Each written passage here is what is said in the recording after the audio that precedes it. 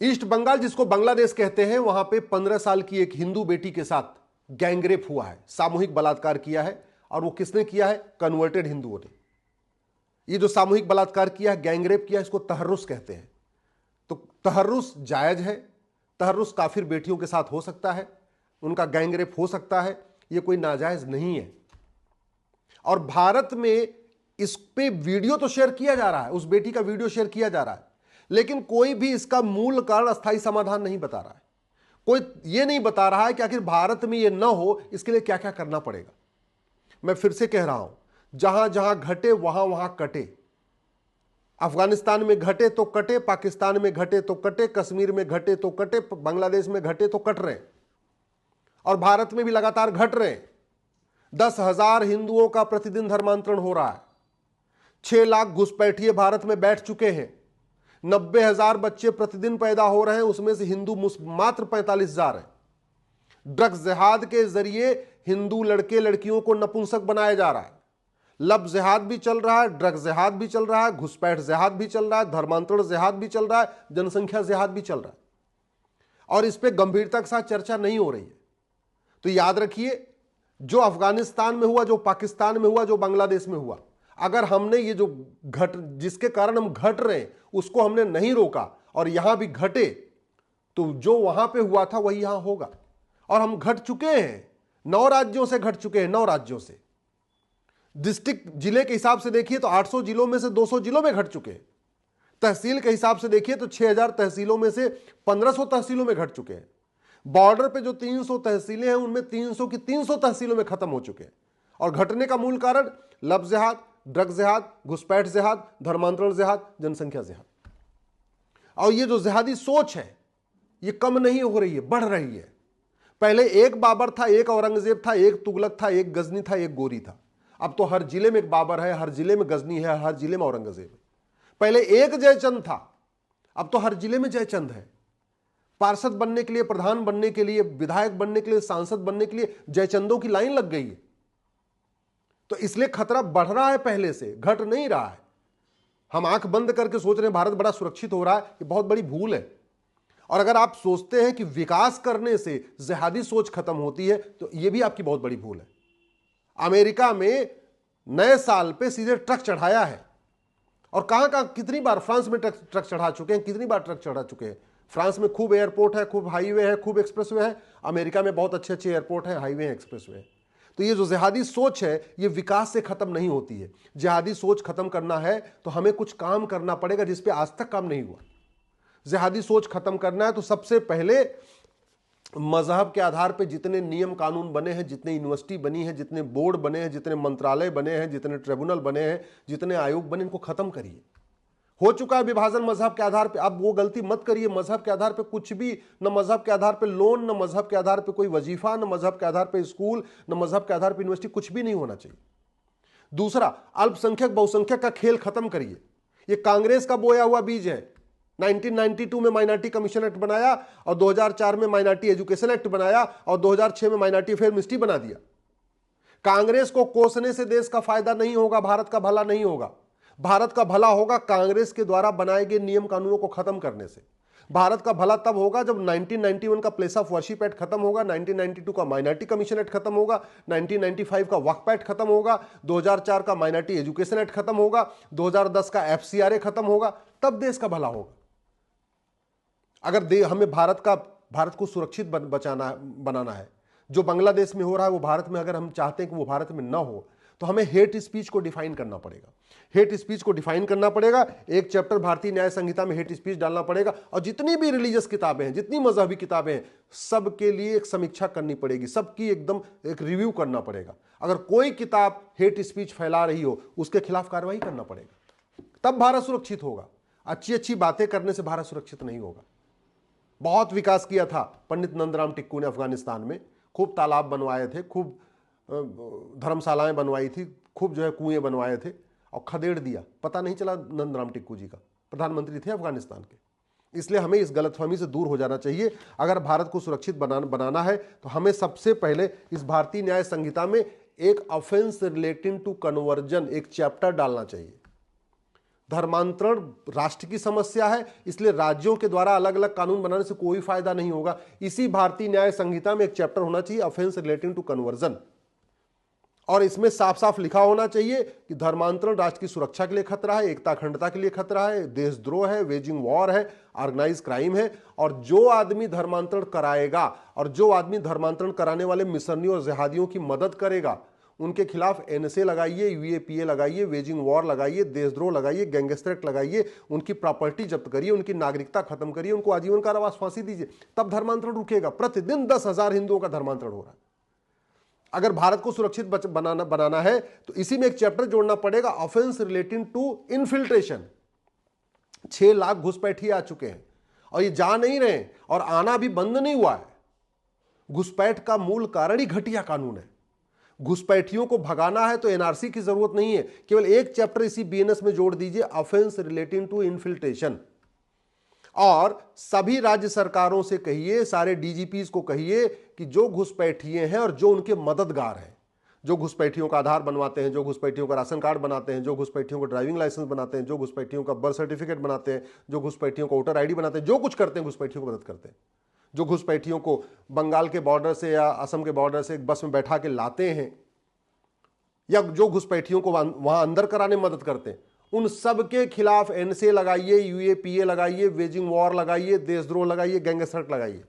घुसपैठियों और उनके मददगारों की 100% संपत्ति जब्त करिए, नागरिकता खत्म करिए, आजीवन कारावास दीजिए। मैं गारंटी के साथ कहता हूं 3 महीने के अंदर 80% घुसपैठी अपने आप भाग जाएंगे, एनआरसी करना ही नहीं पड़ेगा। 80% भाग जाएंगे, जो थोड़े बहुत बचे रहेंगे उनको पुलिस ढूंढ लेगी। तो भारत को बचाना है तो एक chapter offense relating to conversion, एक chapter offense relating to religion, एक चैप्टर इसमें हेट स्पीच का जोड़िए, एक इसमें जोड़िए झूठ को गंभीर अपराध घोषित करिए। ये जो घुसपैठिए बच जाते हैं कोर्ट में, या धर्मांतरण कराने वाले मिशनरी और जिहादी बच जाते हैं क्योंकि वो पैसा देके झूठे गवाह खड़ा कर लेते हैं, और झूठी गवाही देना अपराध नहीं है। तो झूठी जांच को गंभीर अपराध घोषित करिए, चीटिंग, फ्रॉड, फोर्जरी को गंभीर अपराध घोषित करिए, झूठी गवाही को गंभीर अपराध घोषित करिए, झूठे एफिडेविट को गंभीर अपराध घोषित करिए, झूठा आधार बनाना, फर्जी राशन कार्ड बनाना, फर्जी ड्राइविंग लाइसेंस बनवाना, फर्जी वोटर आईडी बनवाना, फर्जी बर्थ सर्टिफिकेट बनाना, ये फर्जी डॉक्यूमेंट बनाने और फर्जी डॉक्यूमेंट बनवाने को गंभीर अपराध घोषित करिए। तो एक चैप्टर इसमें अलग से ये भी जोड़ना पड़ेगा। इसके अलावा नार्को पॉलीग्राफ ब्रेन मैपिंग कानून बनाना पड़ेगा। ये जो अपना भारतीय साक्ष्य संहिता है, इसमें नार्को पॉलीग्राफ ब्रेन मैपिंग का प्रोविजन रखना पड़ेगा। तब खौफ पैदा होगा, तब ये घुसपैठिए भागेंगे, तब धर्मांतरण रुकेगा। और सबसे इंपॉर्टेंट जो भारत का संविधान कहता है, हम दो हमारे दो सबके दो। भारत का संविधान कहता है यूनिफॉर्म सिविल कोड भी होना चाहिए, जनसंख्या नियंत्रण कानून भी होना चाहिए। दुर्भाग्यवश उस पर चर्चा ही नहीं हो रही है, उस पर कभी गंभीरता के साथ चर्चा नहीं हो रही है कि क्यों नहीं होना चाहिए। अब कुछ लोगों को लगता है कि नहीं, हम दो हमारे दो कानून बन जाएगा तो हिंदू तो मान लेंगे, लेकिन कन्वर्टेड हिंदू नहीं मानेंगे। मैं कहता हूं 100% मानेंगे। आप आर्टिकल 11 का यूज करिए। आर्टिकल 11 में लिखा हुआ है नागरिकता देने और नागरिकता लेने के लिए कानून बनाना है। तो आप एक कानून बनाइए और जो आर्टिकल 11 के अंतर्गत कानून बनाइए उसी में लिख दीजिए जो हम दो हमारे दो नहीं मानेगा उसकी नागरिकता खत्म। नागरिकता खत्म यानी चुनाव लड़ने का अधिकार खत्म। नागरिकता खत्म यानी बिजली पानी का कनेक्शन कट हो गया। नागरिकता खत्म, वो भारत में रहेगा तो शरणार्थी बन के रहेगा, उसके सारे फंडामेंटल राइट खत्म हो जाएंगे। मैं गारंटी के साथ कहता हूं हम दो हमारे दो मानेंगे। अगर हम चाहते हैं कि भारत सुरक्षित रहे, भारत बचे, तो हमें जस्टिस विद इन ईयर लागू करना पड़ेगा, कानून का खौफ पैदा करना पड़ेगा। कानून का खौफ पैदा करने के लिए यूनिफॉर्म पिनल कोड बनाना पड़ेगा, यूनिफॉर्म पुलिस कोड बनाना पड़ेगा, यूनिफॉर्म एडमिनिस्ट्रेटिव कोड बनाना पड़ेगा, यूनिफॉर्म जुडिशियल कोड बनाना पड़ेगा, यूनिफॉर्म एविडेंस कोड बनाना पड़ेगा। हम चाहते हैं भारत सुरक्षित रहे, ये जिहादी सोच आए ही ना, तो हमें भारत में यूनिफॉर्म एजुकेशन सिस्टम लागू करना पड़ेगा। समान शिक्षा, 10वीं तक सबकी एक किताब, 10वीं तक को हिंदू हो या कन्वर्टेड हिंदू हो, किताब वही पढ़ना पड़ेगा। 1 nation 1 education board, 1 nation 1 syllabus, 1 nation 1 curriculum. और भारत का संविधान भी यही कहता है, कोई इसको चैलेंज नहीं कर सकता कोर्ट में। माइनॉरिटी को डिफाइन कर दीजिए, या तो माइनॉरिटी मेजॉरिटी खत्म कर दीजिए, और नहीं खत्म करना है, आपको लगता है नहीं संविधान में आर्टिकल 30 में लिखा हुआ है कि माइनॉरिटी स्कूल खोल सकता है, तो माइनॉरिटी को डिफाइन कर दीजिए। 1% से ज्यादा वाला माइनॉरिटी होगा ही नहीं, तो माइनॉरिटी बचेगा कौन? पारसी बचेंगे, यहूदी बचेंगे, बहाई बचेंगे, बाकी सब माइनॉरिटी के दायरे से बाहर हो जाएंगे। जब माइनॉरिटी के दायरे से बाहर हो गए, फिर आप जो राइट टू एजुकेशन एक्ट है, इसमें एक इक्वल शब्द जोड़ दीजिए, इक्वल, ये बन जाएगा राइट टू इक्वल एजुकेशन, समान शिक्षा। और फिर सबके लिए समान शिक्षा कर दीजिए, सब अपनी अपनी भाषा में पढ़ेंगे, बंगाल वाला बंगाली में पढ़ेगा, गुजरात वाला गुजराती में पढ़ेगा, तमिलनाडु वाला तमिल पढ़ेगा, सिलेबस करिकुलम एक समान होगा। यानी जैसे ही आपने माइनॉरिटी को डिफाइन किया और राइट टू एजुकेशन में इक्वल शब्द जोड़ा, राइट टू इक्वल एजुकेशन बनाया, तो मदरसे और मिशनरी स्कूल बंद हो गए। पूरे देश में एक कॉमन सिलेबस, कॉमन करिकुलम। आखिर केंद्रीय विद्यालय का सिलेबस पूरे देश का एक हो सकता है, नवोदय स्कूल का पूरे देश में एक सिलेबस हो सकता है, तो सारे स्कूलों का सिलेबस करिकुलम कॉमन क्यों नहीं हो सकता?